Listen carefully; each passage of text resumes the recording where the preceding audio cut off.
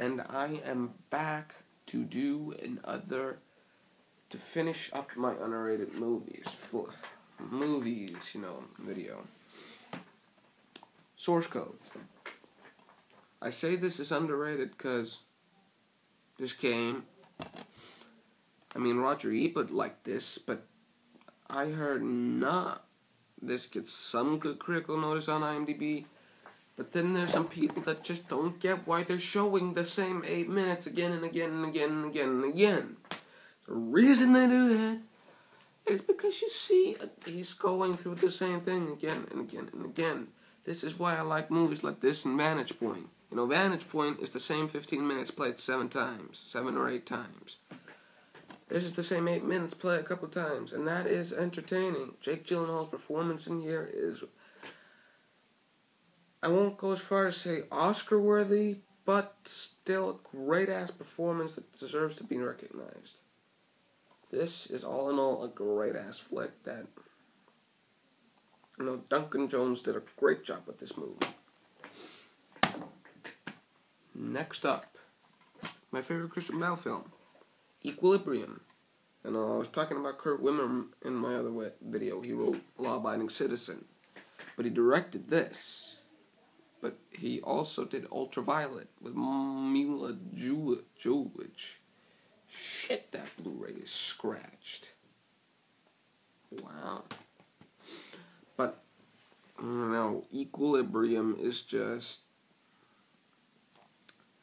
awesome-ass performance by, Christian Bale. Great, just action, done well. No, this is the good Kurt Wimmer one. I also should mention Brian Bosworth's One Tough Bastard, but I don't have that. Next is, Blu-ray. Firewall.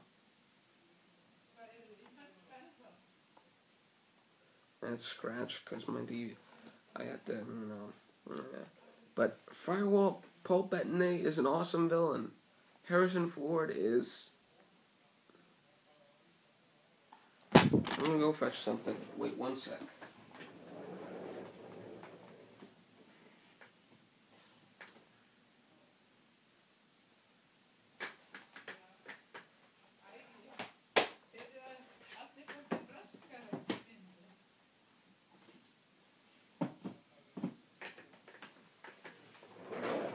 Fetch 2 more movies, but Paul Bettany is an awesome villain. Robert Foster, Alan Arkin, Robert Patrick, just a capable cast all around. And yes, I have this on Blu-ray because they didn't have the DVD where I was shopping at the time when I saw this and went, hey, I want to see that. So I had to deal with the Blu-ray, which decent transfer, I guess. But well, next up is 2 extra movies I fetched. Men of War. Dolph Lundgren. Damn it, you can't see it well enough. See this chick here? She's on Army Wives. Just put that out there. But this is a movie that should have gone to theaters.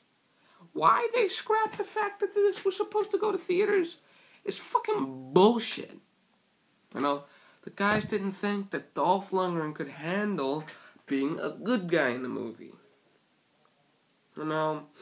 Because he was the bad guy in Universal Soldier, and that's another one I should have gotten. And he was the bad guy in Rocky IV. Dolph can handle it, you motherfuckers. Yo!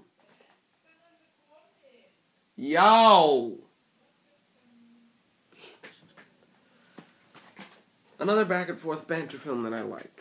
The Glimmer Man. Probably the last Steven Seagal film that's good. Just after this, you get on deadly ground, and then he starts doing his direct-to-video shit. With like Out for a Kill, or The Foreigner, or Out of Reach, or some shit. But The Glimmer Man was in... Him and Keen Simon Wayans in this film, they're just awesome. Like the bit with the deer penis, that one was funny. But Black Dawn. The reason I mention this is, for what it is, it delivers what it promises. It delivers just what that would be some entertaining action and about 80-90 minutes ish to eat some popcorn and drink some beer over.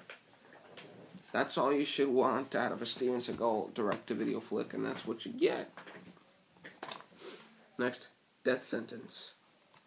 Everybody hates on this movie. Every fucking buddy and their mother hates this.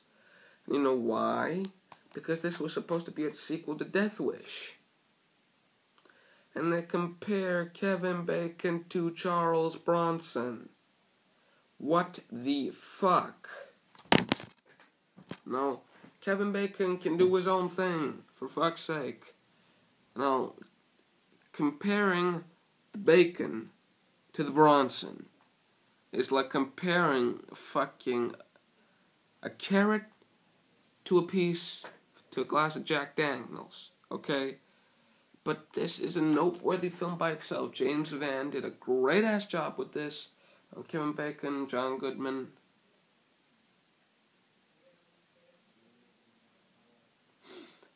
Just, the film does, all I wanted out of this flick was a gory-ass thriller, and I got that. Underrated-ass movie that I should review sometime. Predator 2. People say the Predators, you know, some people I just want to punch in the face, you know, like Jeremy Johns. I want to walk up to his dumb ass. I agree with him on a lot of stuff, but I didn't agree with him on this and Skyline. I just want to walk up to him and smack him with this DVD, because this is a fuck ton better than Predators.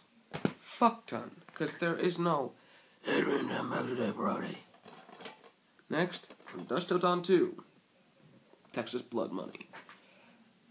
Robert Patrick in this film kicks ass. Ass with a big ass A. Because, you know, this is just one of those movies where you just sit your ass down, drink some beer or soda. I think will suffice. Eat some good ass chips, maybe some candy, and you just have a fun ass time. Not as good as the first one, but still good. Next, The League of Extraordinary Gentlemen. Why do people hate this film? I guess people hate it because Sean Connery didn't like Stephen Norrington, so he quit. He just quit acting for good. And to tell the truth, this was a high note. It was a decent flick to go out on. But Stephen Norrington can be a kind of a dick, because he has to, you know, you give him a budget, no matter how tiny it is, he just takes the budget and goes, let's make a movie.